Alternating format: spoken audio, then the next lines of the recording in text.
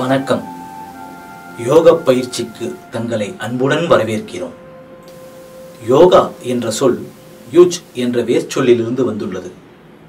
யுஜ் என்றால் இணைத்தல் என்று பொருள். தனி மனித மெய்யுணர்வை பிரபஞ்ச சக்தியுடன் இணைப்பதே யோகா. யோக பயிற்சியை வகுத்து வழங்கியவர் பதஞ்சலி மாமுனிவர்.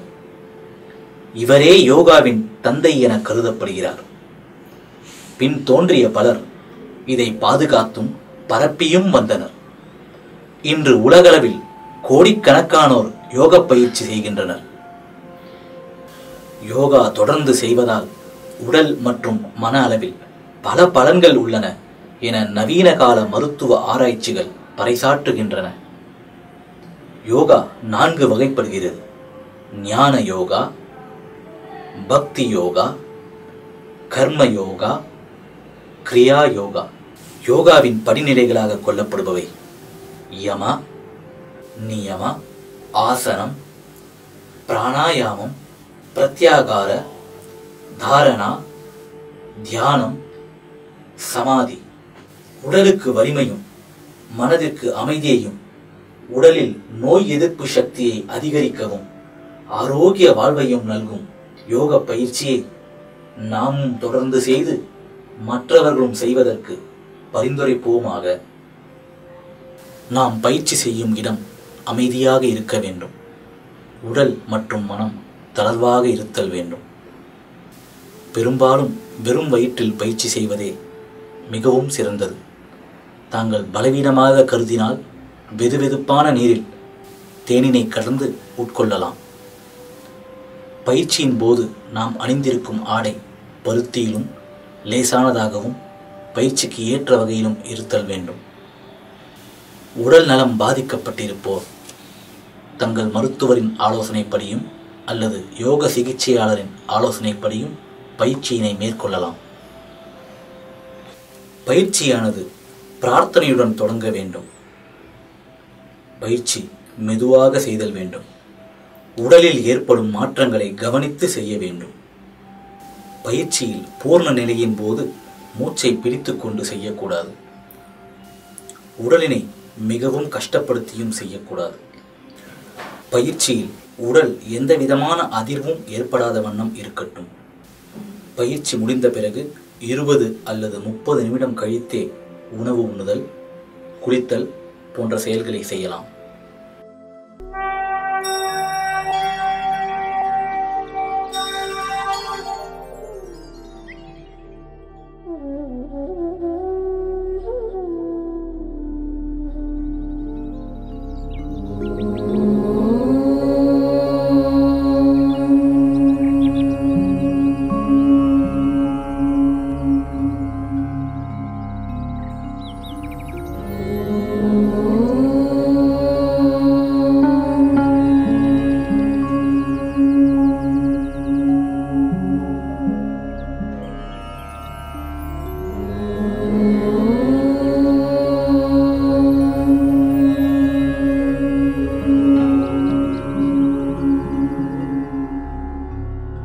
संगच्छध्वं संवदध्वं संगच्छध्वं संवदध्वं संवो मनांसि जानता संवो मनांसि जानता देवाभागं यथा पूर्वे देवाभागं यथा पूर्वे संज्ञानाना उपासते संज्ञानाना उपासते संज्ञानाना उपासते संज्ञानाना उपासते संज्ञानाना उपासते संज्ञानाना उपासते.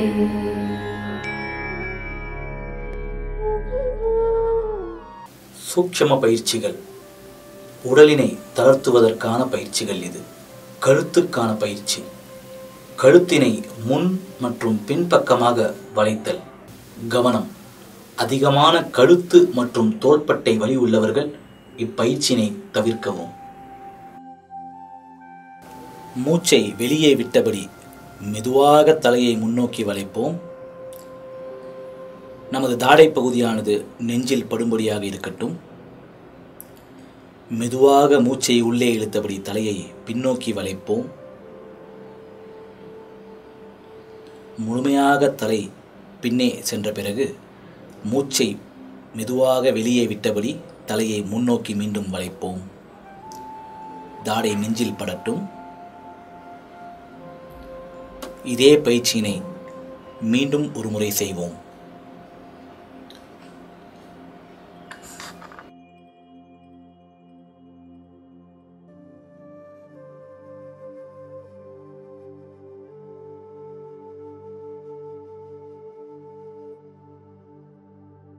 கழுத்தினை இடது மற்றும் வலது பக்கமாக சாய்த்தல். கவனம்: அதிகமான கழுத்து மற்றும் தோள்பட்டை வலி உள்ளவர்கள் இந்த பயிற்சியை தவிர்க்கவும். மூச்சை வெளியே விட்டபடி தலையை வலதுபுறமாக சாய்ப்போம். நமது காது பகுதியானது தோலுக்கு அருகில் வரும்படி முழுவதுமாக சாய்ப்போம். மூச்சை இழுத்துக்கொண்டே தலையை நேராக கொண்டு வருவோம். இதேபோல் இடது பக்கம் மூச்சை வெளியே விட்டபடி தலையை சாய்த்து காது பகுதி தோள்பட்டை அருகே வரட்டும். மீண்டும் மூச்சை விட்டுக்கொண்டே தலை நேராக வரட்டும். இதே பயிற்சியினை மீண்டும் ஒரு முறை செய்வோம்.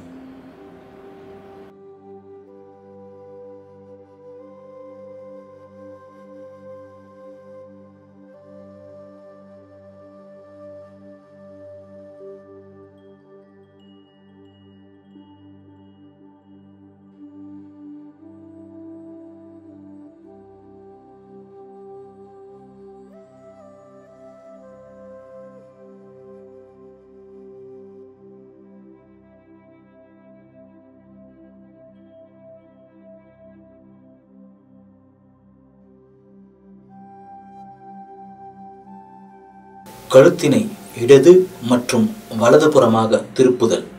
கவனம்: கழுத்துக்கு அதிகமான அதிர்வும் அழுத்தமும் தர வேண்டாம்.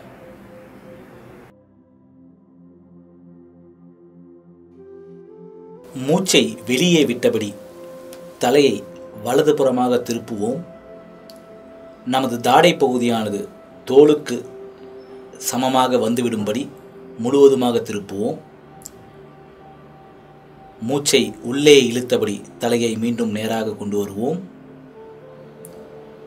இதே வேளையை இடதுபுறம் மூச்சை வெளியே விட்டபடி மெதுவாக தலையை திருப்புவோம். மூச்சை வெளியே விட்டபடி தலையை நேராக கொண்டு வருவோம். இதே பயிற்சியினை மீண்டும் ஒரு முறை செய்வோம்.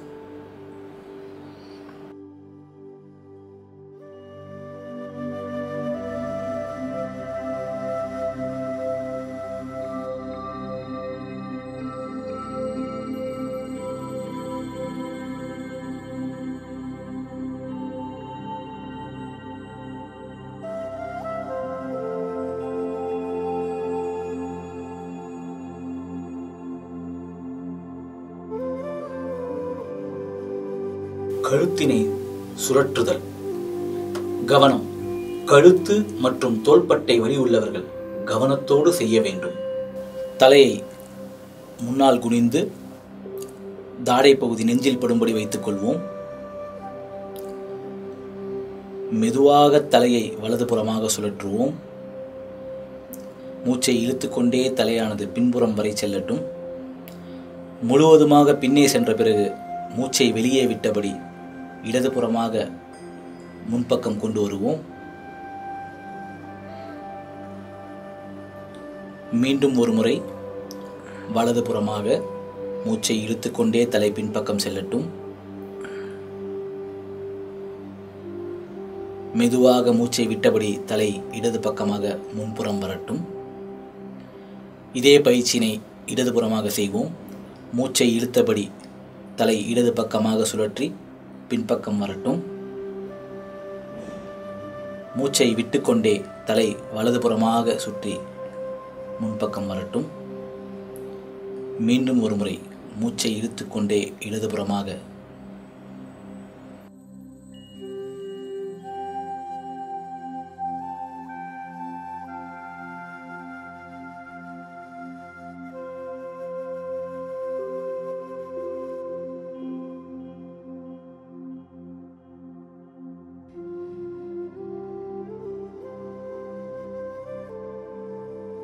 முதுகுத்தண்டினை முறுக்குவதற்கான பயிற்சி.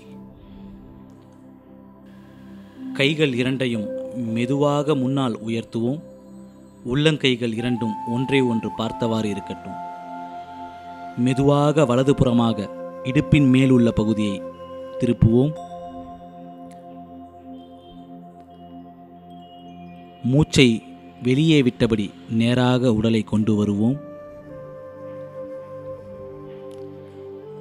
மீண்டும் உடலை இடதுபுறமாக திருப்புவோம். மூச்சை வெளியே விட்டபடி உடல் நேராக வரட்டும். இதே பயிற்சியினை மேலும் ஒரு முறை செய்வோம்.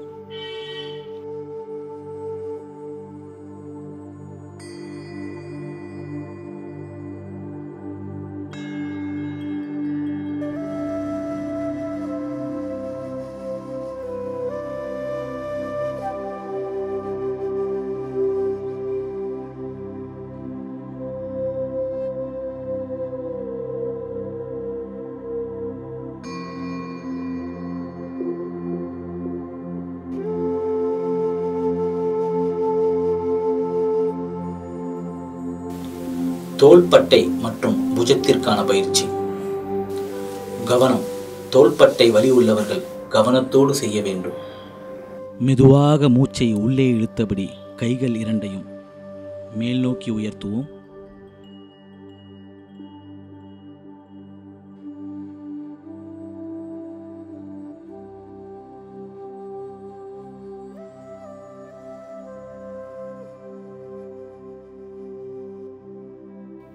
இரண்டு கைகளும் பூமிக்கு செங்குத்தாக வந்த பிறகு மூச்சை வெளியே விட்டபடி மெதுவாக கைகளை கீழே இறக்குவோம்.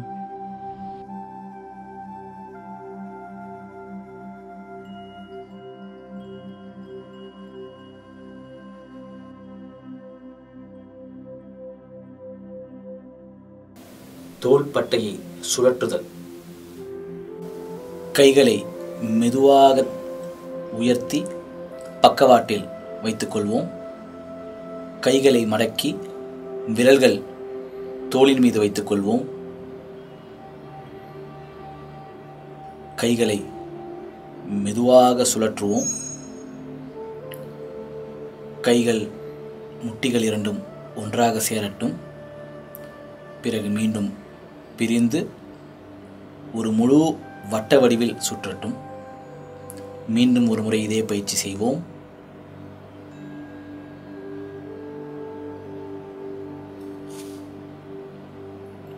இதேபோல் எதிர்ப்புறமாக மெதுவாக மூச்சை இழுத்துக்கொண்டே கைகள் சுற்றி வரட்டும்.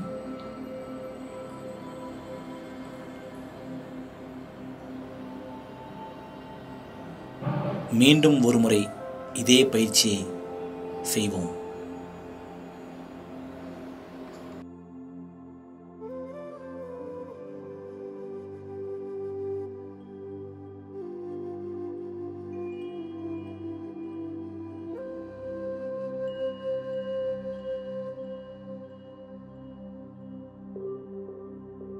கால் முட்டிக்கான பயிற்சி.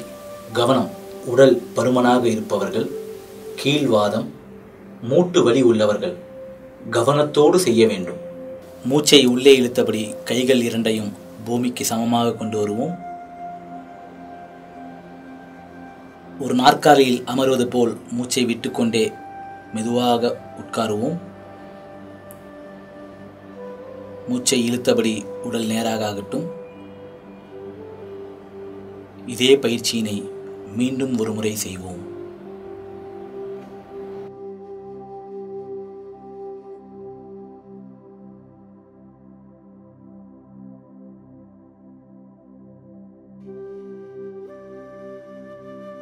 யோகாசனம், நின்ற நிலை ஆசனங்கள். சமஸ்திதி, அதாவது யோக ஆசனங்கள் செய்வதற்கு தயார் நிலையில் நிற்பது. உடல் நேராக இருக்கட்டும். கால்கள் ஒன்றாக சேர்த்து, கைகள் இரண்டும் தொடையுடன் சேர்ந்தபடி, தோள்கள் நிமிர்ந்து விரிந்தபடி, தலை நேராக. சுவாசம் சாதாரணமாக இருக்கட்டும். உடல் முழுவதும் இறுக்கம் இருந்தாலும் அதை முகத்தில் காட்டாதபடி நேராக நிற்போம். தாடாசனம், பனைமரம் போன்றதொரு நிலை.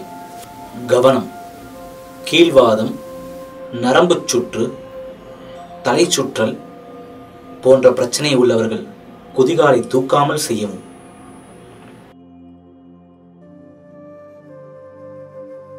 சமஸ்திதியில் உடல் நேராக இருக்கட்டும்.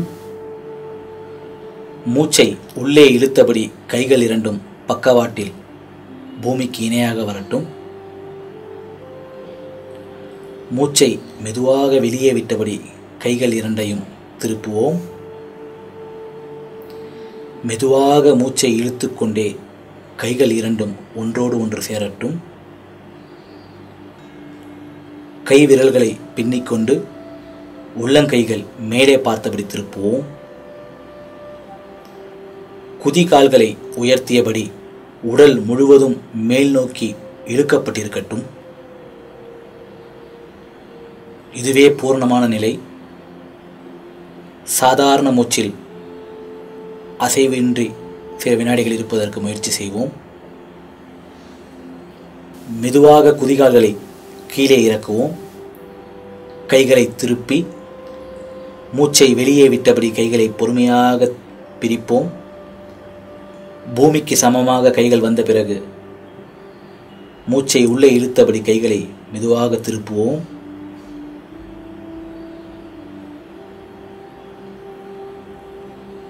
மூச்சை வெளியே விட்டபடி கைகளை கீழே இறக்கி சமஸ்திதிக்கு வருவோம். விருக்ஷாசனம். விருக்ஷ என்றால் மரம். பூர்ண நிலை மரத்தை போன்று இருப்பதால் இதற்கு விருக்ஷாசனம் என்று பெயர். கவனம், கீழ்வாதம், நரம்பு சுற்று, தலை சுற்றல், உடல் பருமன் உள்ளவர்கள் இந்த ஆசனத்தை தவிர்க்கவும். சமஸ்திதியிலிருந்து வலது காலினை மடித்து உள்ளங்கால்கள் இடது தொடையில் படும்படி வைப்போம். குதிகால்களை எவ்வளவு மேலே உயர்த்த முடியுமோ அவ்வளவு தூரம் உயர்த்தி கைகள் இரண்டையும் பக்கவாட்டில் மூச்சை இழுத்துக்கொண்டே பிரிப்போம். பூமிக்கு சமமாக வந்த பிறகு மூச்சை வெளியே விட்டபடி உள்ளங்கைகளை மேலே பார்த்து திருப்புவோம். மூச்சை உள்ளே இழுத்தபடி இரண்டு கைகளையும் ஒன்றாக சேர்ப்போம்.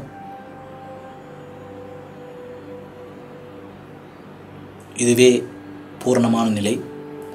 சில வினாடிகள் இந்நிலையில் இருப்பதற்கு முயற்சி செய்வோம். மூச்சை வெளியே விட்டபடி மெதுவாக கைகளை பிரிப்போம். கைகள் பூமிக்கு சமமாக வந்த பிறகு மூச்சை உள்ளே இழுத்தபடி மெதுவாக கைகளை திருப்புவோம். மூச்சை வெளியே விட்டுக்கொண்டே மெதுவாக கைகளை கீழே இறக்குவோம். கைகளின் உதவியுடன் காலை எடுத்து கீழே வைப்போம். சமஸ்திதியில் இதே பயிற்சியினை இடதுபுறம் செய்வோம்.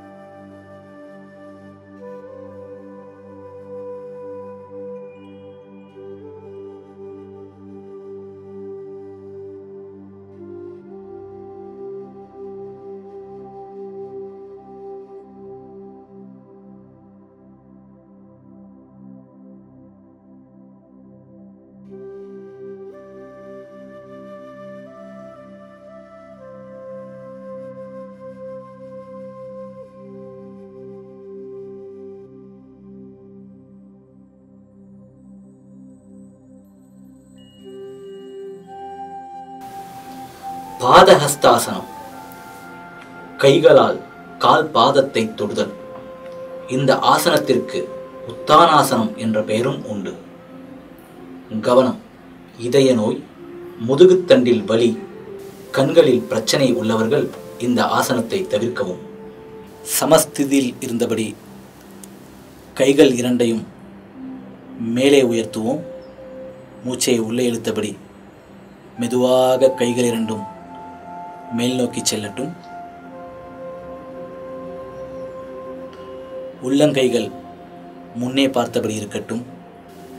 மெதுவாக மூச்சை வெளியே விட்டபடி உடல் முன்னே வளையட்டும்.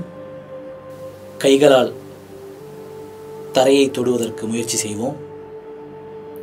தரையை தொட முடிந்தவர்கள் கால்களின் அருகில் கையை முழுவதுமாக வைப்பதற்கு முயற்சி செய்வோம். முகம் கால்களின் மேல் படுவதற்கு முயற்சி செய்யட்டும். இதுவே பூர்ணமான நிலை. சாதாரண மூச்சுடன் சில வினாடிகள் இந்நிலையில் இருப்போம். மூச்சை உள்ளே இழுத்தபடி உடலை நிமிர்த்தி கைகளை மேல் நோக்கி கொண்டு செல்வோம்.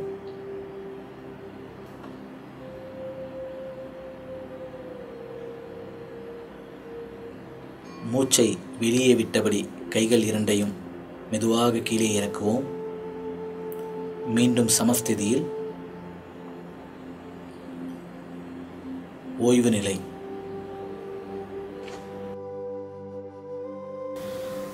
அர்த்த சக்கராசனம். அர்த்த என்பதன் பொருள் அரை. இந்த ஆசனம் அரை சக்கரம் போல் உள்ளதால் அர்த்த சக்கராசனம் என்று பெயரிடப்பட்டுள்ளது. கவனம்: இதய நோய், நரம்பு சுற்று பிரச்சனை உள்ளவர்கள் இந்த ஆசனத்தை தவிர்க்கவும். சமஸ்திதியிலிருந்து கைகள் இரண்டையும் இடுப்பின் பின்புறம் வைத்துக்கொள்வோம். மெதுவாக மூச்சை இழுத்தபடி உடலை பின்னோக்கி வளைப்போம். இடுப்பிற்கு மேலுள்ள பகுதி மட்டுமே வளையட்டும். இடுப்பிற்கு கீழே உள்ள பகுதி, கால்கள் நேராக இருக்கட்டும். முழுமையாக வளைந்த பிறகு தலையை முழுவதுமாக தொங்க விடுவோம். இதுவே பூர்ணமான நிலை. சில வினாடிகள் இந்நிலையில் இருப்போம். மெதுவாக மூச்சை வெளியே விட்டபடி தலையை நேராக்கி உடலை நேராக கொண்டு வருவோம். கைகள் இரண்டையும் கீழே இறக்கி சமஸ்திதியில் ஓய்வு நிலை. திரிகோணாசனம். திரி என்பதன் பொருள் 3. இந்த ஆசனம் கால் பாதங்கள் மற்றும் கையின் விரல்கள் முக்கோணத்தை போன்று இருப்பதால் திரிகோணாசனம் என்று பெயர். கவனம்: முதுகுத்தண்டு தட்டில் பிரச்சனை உள்ளவர்கள், இடுப்பு வலி உள்ளவர்கள் மற்றும் அடிவயிறு அறுவை சிகிச்சை செய்தவர்கள் இந்த ஆசனத்தை தவிர்க்கவும். சமஸ்திதியில் இருந்தபடி கைகளையும் கால்களையும் பிரித்துக் கொள்வோம். கால்களுக்கு இடையில் 3 அடி இடைவெளி இருக்கட்டும். வலது காலை வலதுபுறமாக திருப்புவோம். மெதுவாக உடலை வலதுபுறமாக சரித்து மூச்சை வெளியே விட்டபடி கைகளை கால்களின் அருகே வைப்போம். இடது கை வலது கைக்கு மேலே செங்குத்தாக இருக்கட்டும். தலையை திருப்பி இடது கையை பார்ப்போம். இதுவே பூர்ணமான நிலை. சில வினாடிகளின் நிலையில் இருப்பதற்கு முயற்சி செய்வோம். தலை நேராக வரட்டும். உடலினை நேராக நிமிர்த்துவோம். திரும்பிய வலது காலை மீண்டும் நேராக திருப்புவோம். இதே போன்றதொரு வேலையை இடதுபுறமாக செய்வோம். இடது கால்களை திருப்பி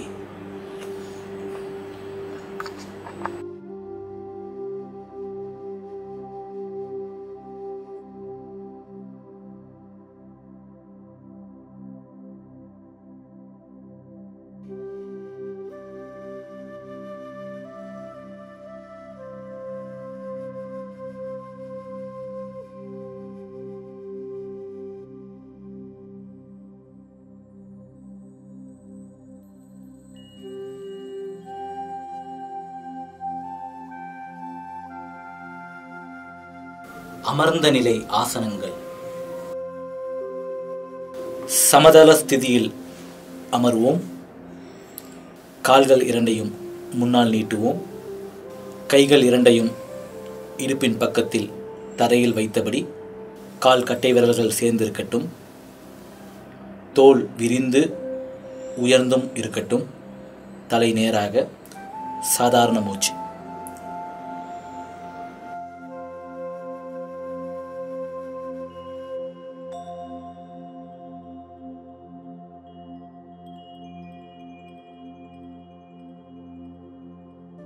சற்றே கைகளை திருப்பி கால்களை விரித்து ஓய்வாக இருத்தல் ஓய்வு நிலையாகும்.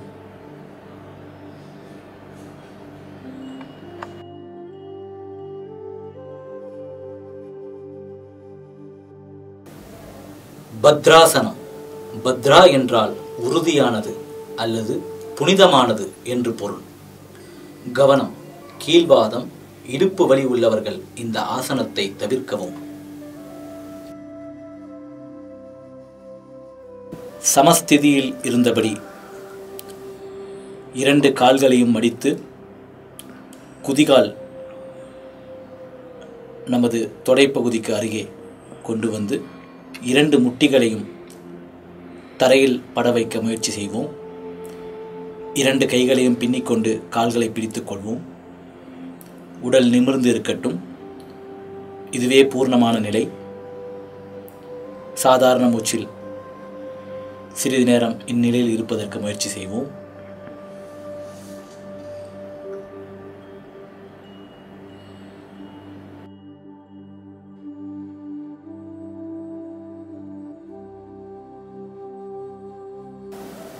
கைகளை எடுத்து கால்களை நேராக நீட்டுவோம். மீண்டும் சமதள ஸ்திதி, ஓய்வு நிலை.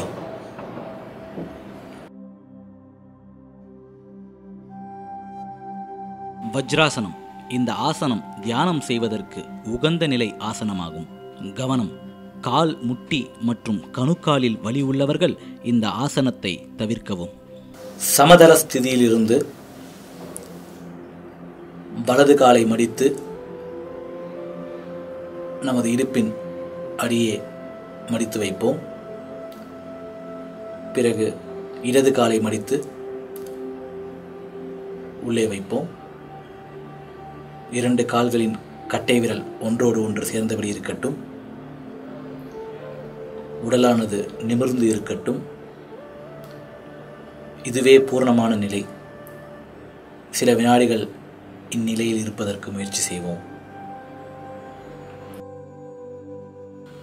அர்த்த உஷ்ட்ராசனம். உஷ்ட்ர என்பது ஒட்டகம். இந்த ஆசனத்தின் பூர்ண நிலை ஒட்டகத்தின் திமில் போல் இருக்கும். இது உஷ்ட்ராசனத்தின் ஆரம்ப நிலை ஆசனமாகும். சமதள ஸ்திதியிலிருந்து வஜ்ராசன் செய்தது போலவே வலது காலை மடித்து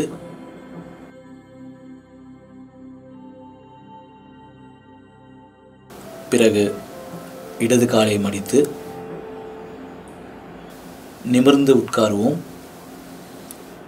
கால் முட்டிகளுக்கு இடையே சிறிது இடைவெளி இருக்கட்டும். கைகள் இரண்டையும் இடுப்பிற்கு பின்புறமாக வைத்து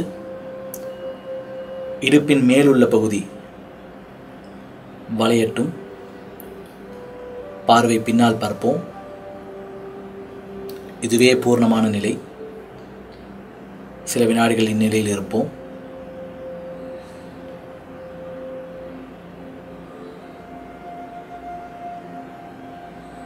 தலை நேராக வரட்டும். உடல் முழுவதும் நேரான பிறகு கால்களின் மேல் அமர்ந்து கொள்வோம்.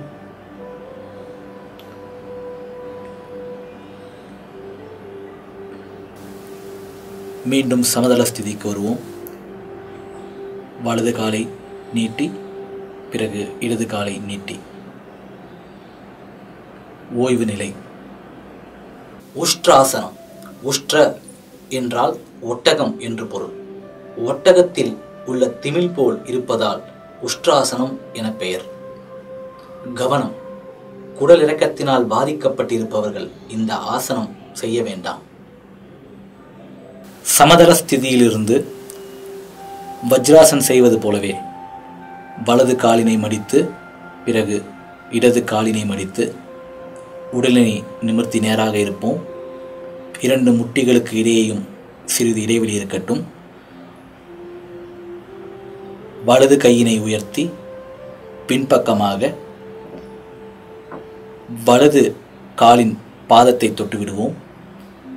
இதேபோல் இடது கையினை உயர்த்தி பின்பக்கமாக இடது பாதத்தின் தொட்டுவிட்டு பார்வை பின்னோக்கி இருக்கட்டும். உடல் முழுவதும் முன்னே தள்ளுவதற்கான முயற்சி இருக்கட்டும். இதுவே பூர்ணமான நிலை. சாதாரண மூச்சுடன் சில வினாடிகள் இந்நிலையில் இருப்போம். தலை நேராக வரட்டும். இடது கைகளை முன்னே கொண்டு வருவோம். வலது கையினை முன்னே கொண்டு வந்து கால்களின் மேல் அமர்ந்து கொண்டு கால்களை நீட்டி மீண்டும் சமதள ஸ்திதிக்கு வருவோம். ஓய்வு நிலை. சசாங்காசனம். சசாங்க் என்றால் முயல். இந்த ஆசனத்தின் பூரண நிலை முயலை போன்று இருப்பதால் சசாங்காசனம் என்று பெயர். கவனம்.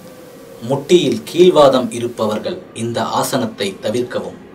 சமதள ஸ்திதியிலிருந்து வஜ்ராசன் செய்வது போலவே வலது காலினை மடித்து பிறகு இடது காலினை மடித்து 2 கைகளையும் உயர்த்தி 2 முட்டிகளுக்கு இடையேயும் தேவையான இடைவெளி எடுத்துக்கொண்டு உடலினை முன்னோக்கி வளைப்போம். இடுப்பு பகுதி எக்காரணம் கொண்டும் காலை விட்டு விலகி வர வேண்டாம். இதுவே பூர்ணமான நிலை. சில வினாடிகள் இந்நிலையில் இருப்போம். கைகளை உயர்த்தி உடம்பினை நேராக கொண்டு வருவோம். கால்களை நேராக்கி சமதள ஸ்திதியில் ஓய்வு நிலை.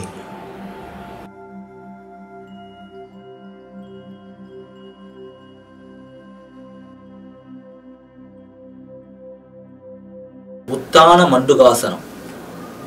உத்தான என்றால் நிமிர்ந்த, மண்டுக என்றால் தவளை. இந்த ஆசனத்தின் பூர்ண நிலை தவளை நிமிர்ந்த நிலை போன்று இருப்பதால் இந்த பெயர். கவனம். முட்டியில் கீழ்வாதம் இருப்பவர்கள் இந்த ஆசனத்தை தவிர்க்கவும். சமதள ஸ்திதியிலிருந்து வஜ்ராசன் செய்வது போலவே வலது காலினை மடித்து பிறகு இடது காலினை மடித்து 2 கால் முட்டிகளையும் எத்தனை தூரம் விரிக்க முடியுமோ அவ்வளவு விரித்துக் கொள்வோம். கைகள் 2ஐயும் மேலே உயர்த்தி உள்ளங்கைகள் முன்னே பார்த்தபடி இருக்கட்டும். வலது கையினை இடது தோள்பட்டையிலும் இடது கையினை வலது தோள்பட்டையிலும் வைத்து உடல் நிமிர்ந்து இருக்கட்டும். இதுவே பூர்ணமான நிலை. சில வினாடிகள் இந்நிலையில் இருப்பதற்கு முயற்சி செய்வோம்.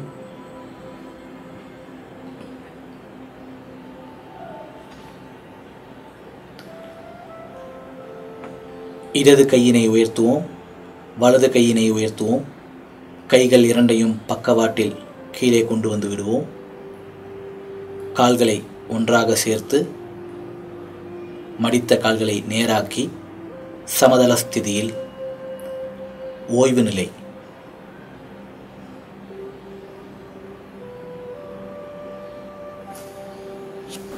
வக்ராசனம். வக்ர என்றால் முறுக்குதல். இந்த ஆசனத்தில் முதுகுத்தண்டு முறுக்கப்பட்டு உடலில் புத்துணர்ச்சி ஏற்படுகிறது. கவனம். கடுமையான முதுகுவலி மற்றும் முதுகுத்தண்டில் பிரச்சனை உள்ளவர்கள் இந்த ஆசனத்தை தவிர்க்கவும். சமதள ஸ்திதியிலிருந்து வலது காலினை மடித்து கால் பாதம் இடது முட்டியின் அருகில் இருக்கும்படி பார்த்துக் கொள்வோம். இடது கையினை உயர்த்தி வலது காலை சுற்றி வலது பாதத்தின் அருகே கையை வைக்க முயற்சி செய்வோம். வலது கையின் உதவியுடன் முழுவதுமாக பின்னே திரும்பி பார்ப்பதற்கு முயற்சி செய்வோம். நமது தோள்பட்டை, கால் முட்டி, இடது கால் அனைத்தும் நேர்கோட்டில். இதுவே பூர்ணமான நிலை. இந்நிலையில் சிறிது நேரம் இருப்பதற்கு முயற்சி செய்வோம்.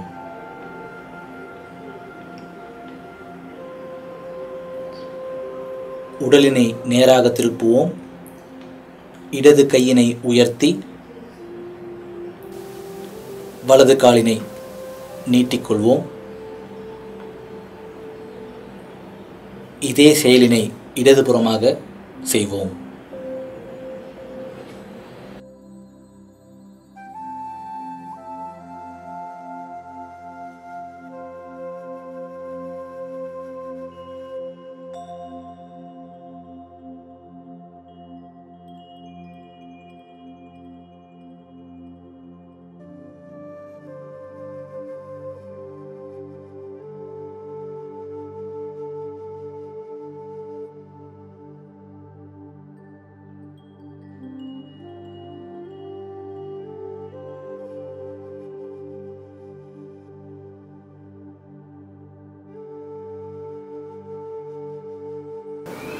படுத்த நிலை ஆசனங்கள். மகராசனம். மகர என்றால் முதலை. இந்த ஆசனத்தில் உடல் முதலை போல் இருப்பதால் இந்த பெயர். கவனம்: கர்ப்பிணி பெண்கள், தோள்பட்டையில் வலி உள்ளவர்கள் இந்த ஆசனத்தை தவிர்க்கவும். சமதள ஸ்திதியிலிருந்து கால்களை பின்னால் கொண்டு சென்று குப்புறப்படுத்த நிலைக்கு வருவோம். கைகள் இரண்டையும் பின்னி கைகளின் மேல் தாடையை வைத்துக் கொள்ளலாம். கால்கள் இரண்டையும் ஒரு அடி இடைவெளி இருக்கும்படி பிரித்து கொண்டு இரண்டு குதிகாலும் ஒன்றை ஒன்று பார்த்தபடி இருக்கட்டும். இதுவே பூர்ணமான நிலை, ஓய்வு நிலையும் கூட. இந்நிலையிலேயே சிறிது வினாடிகள் இருப்போம். புஜங்காசனம். புஜங் என்றால் நல்ல பாம்பு. இந்த ஆசனம் பாம்பு படம் எடுப்பது போல் இருப்பதால் புஜங்காசனம் என பெயர். கவனம்: குடலிறக்கம், வயிற்றுப்புண் உள்ளவர்கள் இந்த ஆசனத்தை பயிற்சி செய்ய வேண்டாம். மகராசன ஸ்திதியிலிருந்து கால்களை சேர்த்து கொண்டு கைகள் இரண்டையும் நமது நெஞ்சின் அருகே வைத்துக் கொள்வோம். தொப்புளுக்கு மேலுள்ள பகுதி உடலினை உயர்த்தி பார்வை முன்னால் பார்க்கட்டும். இதுவே பூர்ணமான நிலை. இந்நிலையில் சிறிது நேரம் இருப்பதற்கு முயற்சி செய்வோம். மெதுவாக உடலினை முன்னால் தளர்த்தி விடுவோம். மீண்டும் மகராசனம். சலபாசனம். சலபம் என்றால் வெட்டுக்கிளி. வெட்டுக்கிளி போன்ற நிலையில் இருப்பதால் இதற்கு இந்த பெயர். கவனம்: குடலிறக்கம், வயிற்றுப்புண், கீழ் முதுகுத்தண்டில் வலி, இதய நோய் உள்ளவர்கள் இந்த ஆசனத்தை பயிற்சி செய்ய வேண்டாம். மகராசனிலிருந்து கால்களை சேர்த்துக் கொள்வோம். கைகள் இரண்டையும் நமது தொடையின் அருகில் வைத்துக் கொள்ளலாம். நமது தாடை பகுதி தரையில் படும்படி வைத்துக் கொள்வோம். இரண்டு கால்களையும் முட்டியை மடக்காமல் மேலே உயர்த்துவோம். இதுவே பூர்ணமான நிலை. சாதாரண மூச்சில் சிறிது நேரம் இருப்பதற்கு முயற்சி செய்வோம். மெதுவாக கால்கள் இரண்டையும் கீழே இறக்குவோம்.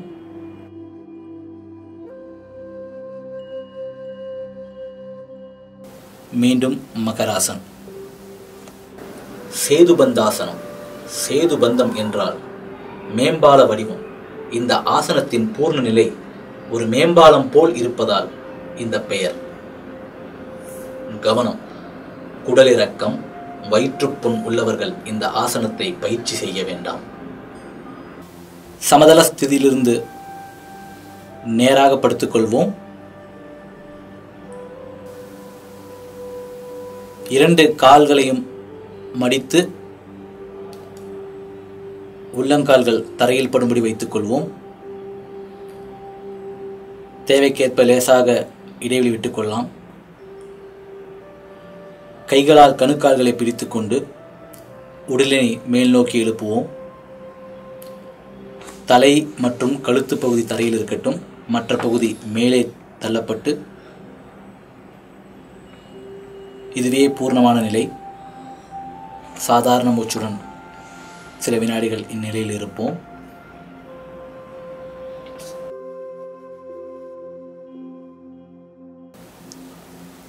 மெதுவாக உடலினை கீழே இறக்கி கால்களை நீட்டுவோம். ஓய்வு நிலை. உத்தான பாதாசனம். உத்தான என்பது மேலே தூக்குவது. பாதம் என்றால் கால்கள். மல்லாந்து படுத்த நிலையில் கால்களை மேலே தூக்குவதால் இந்த பெயர். கவனம். அதிக இரத்த அழுத்தம் உள்ளவர்கள் இந்த ஆசனத்தை ஒரு கால் மாற்றி ஒரு கால் செய்து பழகுவோம். 2 கைகளின் 2 உள்ளங்கை பகுதிகளையும் தரையில் பதித்து அதன் ஆதாரத்தில் 2 கால்களையும் 45 டிகிரி மேலே உயர்த்துவோம்.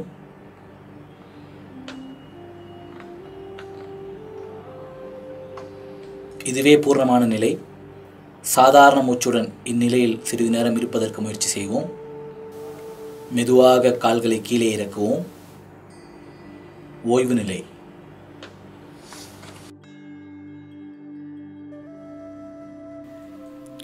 அர்த்த ஹலாசனம்.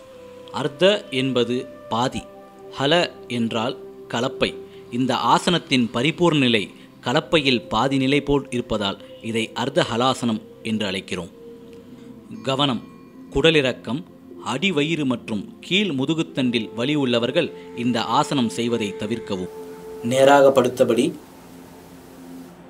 உள்ளங்கைகளை இடுப்பின் அருகே பூமியை பார்த்தவாறு வைத்துக்கொள்வோம். அதன் ஆதாரத்தில் 2 கால்களையும் உயர்த்தி செங்குத்தாக 90 டிகிரியில் இருக்கும்படி பார்த்துக்கொள்வோம். மெதுவாக மூச்சை இழுத்துக்கொண்டே கால்கள் மேலே செல்லட்டும். இதுவே பூர்ணமான நிலை. சில வினாடிகள் இந்நிலையில் இருப்பதற்கு முயற்சி செய்வோம்.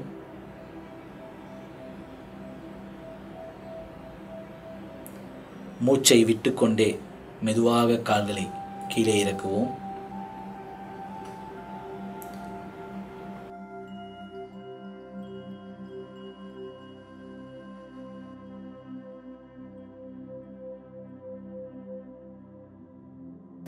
ஓய்வு நிலை. பவன முக்தாசனம். பவன என்றால் வாயு, முக்த என்றால் வெளியேற்றுவது. வயிறு மற்றும் குடலில் உள்ள வாயுக்களை வெளியேற்றுவதால் பவன முக்தாசனம் எனப்படுகிறது. கவனம். அடிவயிற்றில் பாதிப்பு, குடலிறக்கம், இடுப்பு வலி உள்ளவர்கள் இந்த ஆசனம் செய்வதை தவிர்க்கவும்.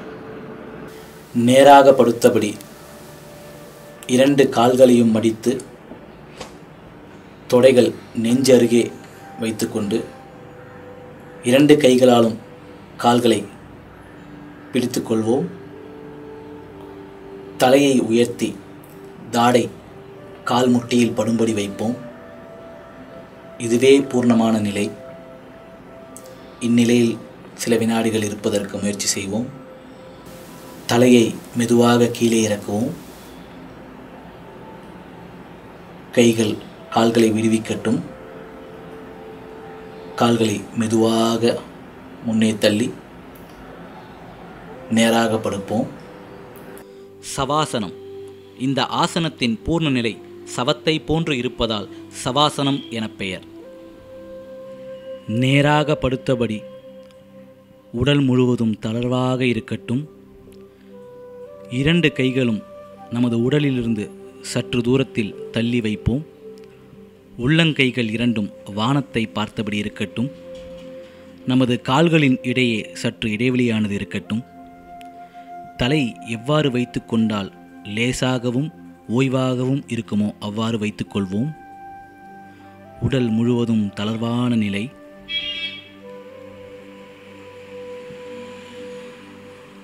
கவனம் முழுவதும் நமது சுவாசத்தின் மீது இருக்கட்டும்.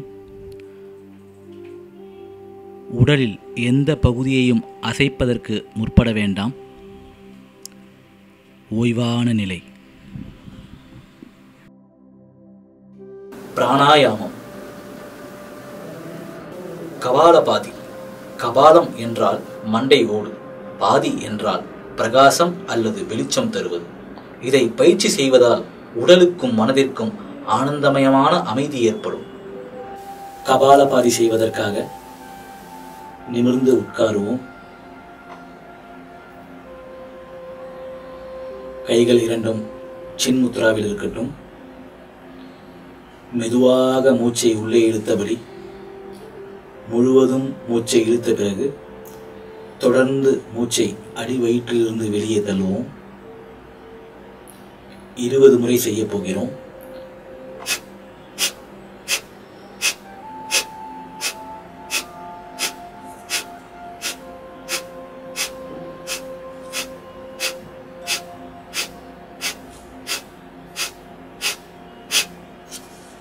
இது ஒரு சுற்று.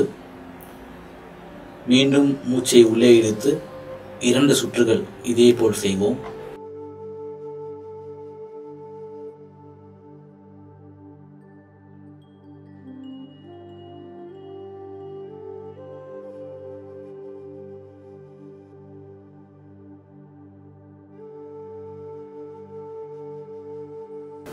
நாடி சுத்தி பிராணாயாமம். இந்த பிராணாயாமம் செய்யும் போது உடலில் உள்ள அனைத்து நாடிகளும் புத்துணர்வு பெறும். நாடி சுத்தி பிராணாயாமம் செய்வதற்கு உடலினை நேராக இருக்கும்படி அமர்ந்து கொள்வோம். நமது வலது கையின் கட்டை விரல், மோதிர விரல், சுண்டு விரல் இவற்றை பயன்படுத்தி செய்ய போகிறோம். கட்டை விரலை வலது நாசியின் மீது வைத்துக் கொள்வோம். இடது பக்கமாக மெதுவாக மூச்சை உள்ளே இழுப்போம். மோதிர விரல் மற்றும் சுண்டு விரலால் இடது நாசியை அடைத்து வலது நாசி வழியாக மூச்சை மெதுவாக வெளியே விடுவோம். மீண்டும் வலது நாசி மூலமாக மெதுவாக மூச்சை உள்ளே இழுப்போம். வலது நாசியை அடைத்து இடது நாசி வழியாக மெதுவாக மூச்சை வெளியே விடுவோம். இதேபோல் மேலும் 3 சுற்றுகள் செய்வோம்.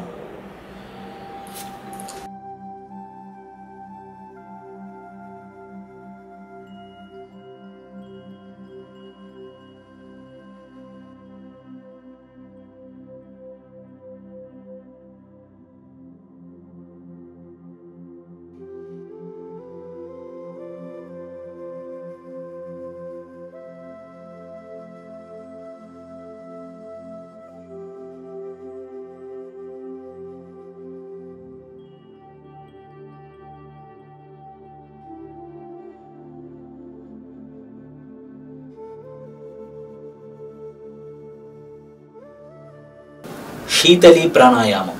ஷீதலி என்றால் குளுமை, அமைதியான மற்றும் உணர்ச்சியற்ற என்ற பொருளும் உண்டு. இந்த பிராணாயாமம் செய்வதால் உடலும் மனமும் குளுமை அடையும். கவனம், சளி, இருமல் மற்றும் தும்மல் இருப்பவர்கள் இந்த பிராணாயாமம் செய்வதை தவிர்க்கவும். ஷீதலி பிராணாயாமம் செய்வதற்காக நிமிர்ந்து அமர்ந்து கொள்வோம். கைகள் இரண்டும் சின்முத்திரையில் இருக்கட்டும். நமது நாக்கினை ஒரு குழல் போல் செய்து சற்றே வெளியே நீட்டி நாக்கின் மூலமாக மெதுவாக காற்றை உள்ளே இழுப்போம். சில்லென்ற காற்று உள்ளே வருவதை நம்மால் உணர முடியும். நாக்கை உள்ளே வைத்து வாயினை மூடி மெதுவாக மூச்சினை மூக்கின் வழியாக வெளியே அனுப்புவோம். இதே பயிற்சியினை மீண்டும் 2 முறை செய்வோம்.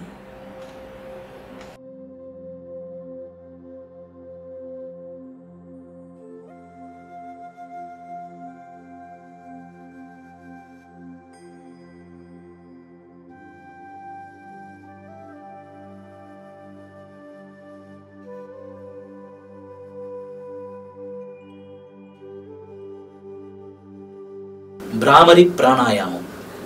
பிராமர என்றால் வண்டு.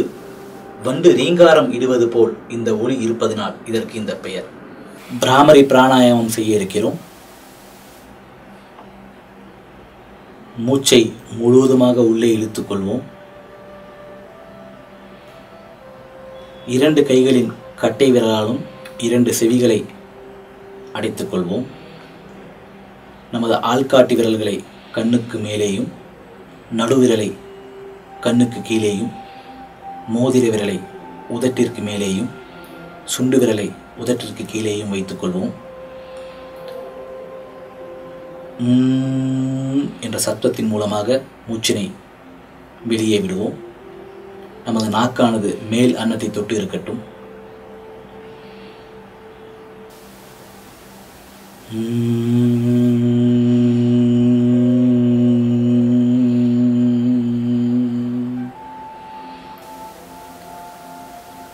இதே பயிற்சியினை மேலும் 2 முறை செய்வோம்.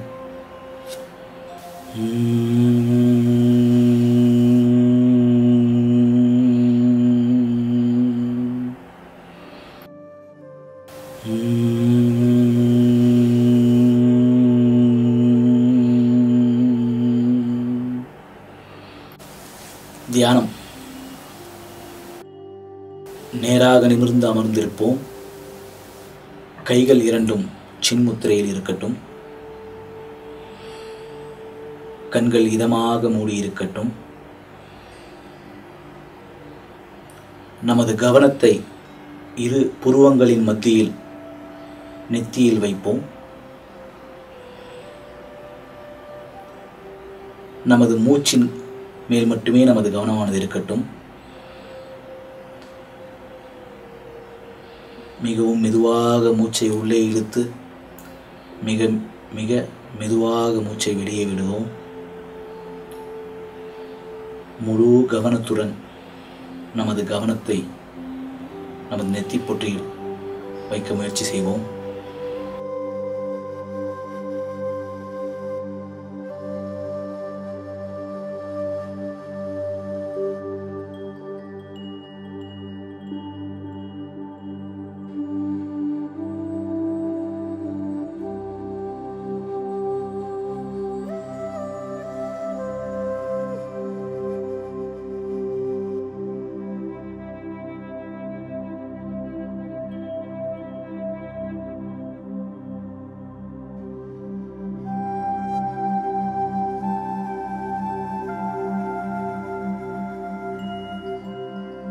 நாம் உறுதிமொழி ஏற்போம்.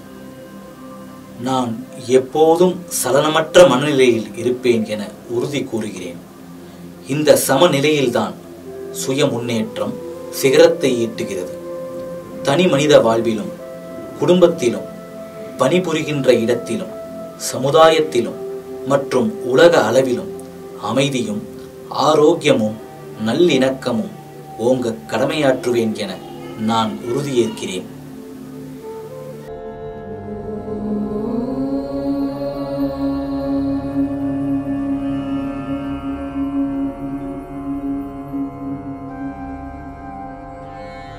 सर्वे भवन्तु सुखिनः, सर्वे सन्तु निरामयाः, सर्वे भद्राणि पश्यन्तु, मा कश्चित् दुःखभाग् भवेत्, मा कश्चित् दुःखभाग् भवेत्। ॐ शान्ति शान्ति शान्ति।